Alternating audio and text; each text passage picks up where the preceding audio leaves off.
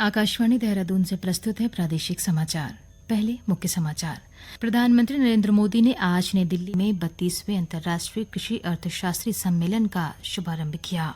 केदारनाथ धाम और यात्रा मार्ग पर राहत और बचाव अभियान जारी। अब तक 7,000 से ज्यादा श्रद्धालुओं को सुरक्षित रेस्क्यू किया गया। उत्तराखंड विधानसभा का मानसून सत्र 21 अगस्त से भराड़ीसैंण में शुरू होगा। राज्य में निराश्रित गोवंशी पशुओं को गोद लेने वालों को एक निश्चित मानदेय दिया जाएगा। और लक्ष्य सेन ओलंपिक में बैडमिंटन सिंगल्स सेमीफाइनल में पहुंचने वाले पहले भारतीय पुरुष खिलाड़ी बने।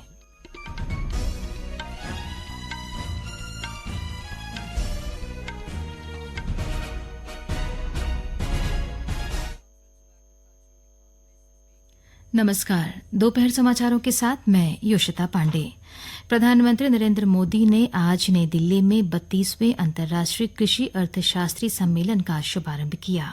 भारत में सम्मेलन का आयोजन 65 वर्ष बाद हो रहा है।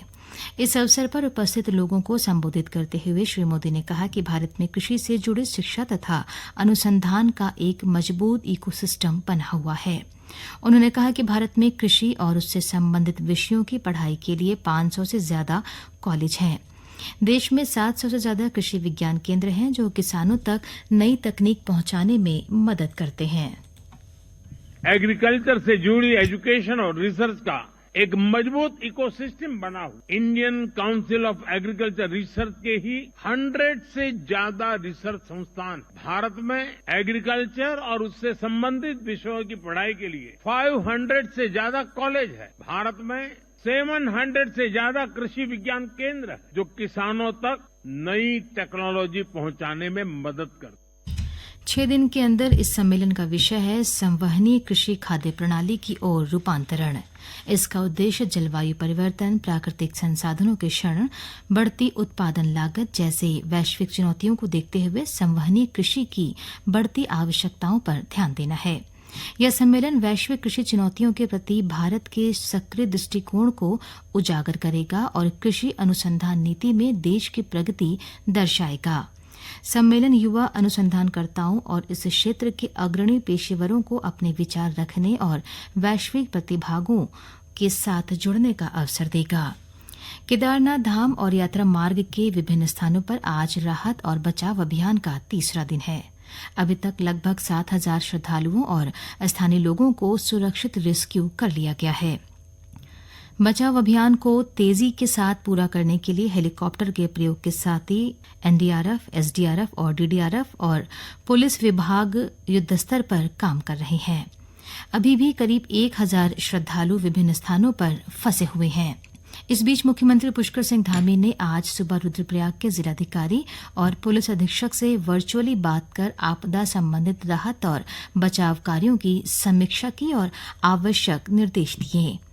मूनकटिया से सोनप्रयाग के बीच पहाड़ी मार्ग से एसडीआरएफ टीम द्वारा अभी तक 300 लोगों को रास्ता पार कराया जा चुका है। चिड़वासा में हेली की सहायता से यात्रियों को निकाला जा रहा है। गौरतलब है कि बुधवार की रात केदारनाथ धाम यात्रा पैदल मार्ग अतिवृष्टि के चलते भूस्खलन के कारण कई स्थानों पर क्षतिग्रस्त हुआ है। इस बीच मौसम विभाग ने राज्य के विभिन्न हिस्सों में आज हल्की से मध्यम बारिश की संभावना जताई है। इससे पहले मुख्यमंत्री ने गृह सचिव शैलेश बगोली, पुलिस महानिदेशक अभिनव कुमार, गढ़वाल आयुक्त विनय शंकर पांडे से सचिवालय में प्रदेश में आपदा की स्थिति और राहत एवं बचाव कार्यों की जानकारी ली। इस दौरान श्री धामी ने केदारनाथ में फंसे यात्रियों की सकुशल वापसी की व्यवस्था के साथ केदारनाथ पैदल मार्ग से आवाजाही भी सुनिश्चित कराने को कहा। मुख्यमंत्री ने निर्देश दिए हैं कि अतिवृष्टि के कारण सड़कें बाधित होने की स्थिति में उनको सुचारू करने में कम से कम समय लिया जाए। उन्होंने पुल टूटने पर बैली ब्रिज बनाकर जल्द से जल्द आवागमन को सुचारू करने को कहा। साथ ही पेयजल और विद्युत आपूर्ति को सुचारू करने के लिए भी निर्देश दिए। कहा है कि सुनिश्चित किया जाए कि लोगों को पेयजल और विद्युत की सुचारू पूर्ति हो। आकलन वर्ष 2024-25 के लिए 31 जुलाई तक रिकॉर्ड 7 करोड़ 28 लाख आयकर रिटर्न दाखिल किए गए हैं। वित्त मंत्रालय ने कहा है कि यह पिछले आकलन वर्ष की तुलना में 7.5% अधिक है। इस वर्ष बड़ी संख्या में आयकर रिटर्न भरने वालों ने नई कर व्यवस्था को चुना है। 5 करोड़ 27 लाख रिटर्न नई कर व्यवस्था में और 2 करोड़ 1 लाख पुरानी कर व्यवस्था में भरे गए हैं। इस वर्ष 31 जुलाई को ही दिन में 69,92,000 से अधिक रिटर्न भरे गए हैं। इस वर्ष 31 जुलाई तक 58,57,000 लोगों ने पहली बार रिटर्न दाखिल किया। ये समाचार आकाशवाणी के देहरादून केंद्र से प्रसारित किए जा रहे हैं। उत्तराखंड विधानसभा का मानसून सत्र 21 अगस्त से शुरू हो रहा है। इस बार सत्र चमोली जिले के गैरसैंण स्थित भराड़ीसैंण विधानसभा में आयोजित किया जा रहा है। सत्र 23 अगस्त तक चलेगा। शासन ने इस संबंध में आदेश जारी कर दिया है। राज्य में निराश्रित गोवंशीय पशुओं को गोद लेने वाले लोगों को एक निश्चित मानदेय दिया जाएगा। मुख्य सचिव श्रीमती राधा रतूड़ी ने पशुपालन विभाग इस संबंध में जल्द गाइडलाइन बनाने के निर्देश दिए हैं। सचिवालय में आयोजित बैठक में श्रीमती रतूड़ी ने कहा कि राज्य की सड़कों पर एक भी निराश्रित पशु न दिखे, इसके लिए प्रशासन व आमजन को मिलजुल कर पूरी संवेदनशीलता और मानवीयता से काम करना होगा। मुख्य सचिव ने पूरे राज्य में गोद सदनों के निर्माण के लिए मिसिंग लिंक के माध्यम से जारी 10 करोड़ की धनराशि को उपयोग करने के लिए पंचायती राज विभाग को जल्द से जल्द इस संबंध में वित्तीय मद खोलने का प्रस्ताव वित्त विभाग को भेजने को कहा है। उन्होंने गौसदनों व सड़कों में निराश्रित गोवंशीय पशुओं की व्यवस्था व स्थिति की मॉनिटरिंग के लिए एक कमेटी बनाने के निर्देश भी दिए हैं। श्रीमती रतूड़ी ने ग्रामीण क्षेत्रों में पशुपालकों द्वारा पाले जाने वाले गोवंशीय पशुओं की अनिवार्य एयर टैगिंग सुनिश्चित करने को भी कहा है। पेरिस ओलंपिक में लक्ष्य सेन ने पुरुष एकल बैडमिंटन के सेमीफाइनल में पहुंचकर इतिहास रच दिया। शुक्रवार का दिन भारत के लिए कुछ अच्छे परिणाम लेकर आया। बैडमिंटन की पुरुष एकल स्पर्धा में लक्ष्य सेन ने चाइनीज ताइपे के चियांग चिंग च्याओ को 19-21, 21-15, 21-12 से एक रोमांचक मैच में हराकर सेमीफाइनल में प्रवेश किया। आकाशवाणी से बात करते हुए लक्ष्य सेन ने कहा, पहला गेम जैसा कि काफ़ी ट्रिकी था।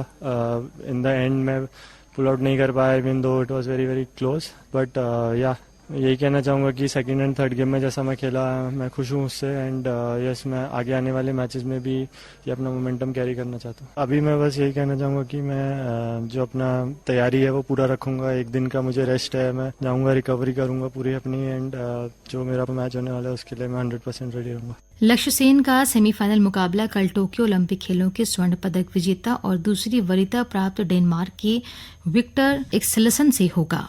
उधर पुरुष हॉकी में कल भारत में म्यूनिख ओलंपिक खेलों के बाद पहली बार ऑस्ट्रेलिया को ओलंपिक खेलों में हराया। कल क्वार्टर फाइनल में भारत का मुकाबला ग्रेट ब्रिटेन से होगा। कांवड़ मेला सकुशल संपन्न होने के बाद पूरे मेला क्षेत्र को साफ सुथरा बनाने के लिए 24 घंटे का लक्ष्य निर्धारित किया गया है।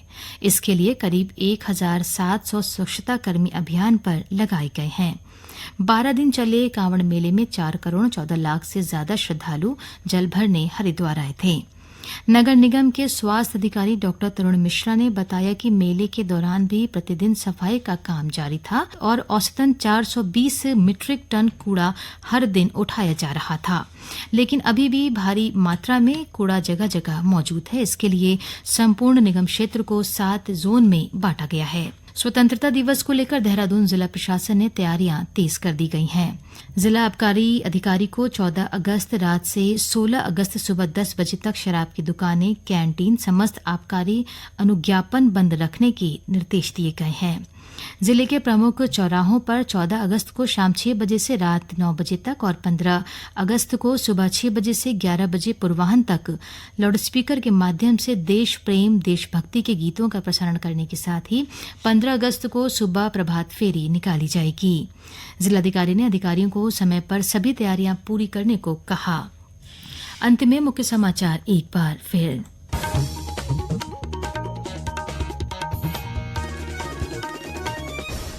प्रधानमंत्री नरेंद्र मोदी ने आज नई दिल्ली में 32वें अंतर्राष्ट्रीय कृषि अर्थशास्त्री सम्मेलन का शुभारंभ किया। केदारनाथ धाम और यात्रा मार्ग पर राहत और बचाव अभियान जारी। अब तक 7,000 से ज्यादा श्रद्धालुओं को सुरक्षित रेस्क्यू किया गया। उत्तराखंड विधानसभा का मानसून सत्र 21 अगस्त से भराड़ीसैंण में शुरू होगा। राज्य में निराश्रित गोवंशी पशुओं को गोद लेने वालों को एक निश्चित मानदेय दिया जाएगा। और लक्ष्य सेन ओलंपिक में बैडमिंटन सिंगल्स सेमीफाइनल में पहुंचने वाले पहले भारतीय पुरुष खिलाड़ी बने। इसके साथ ही प्रादेशिक समाचार के बुलेटिन समाप्त हुआ। नमस्कार।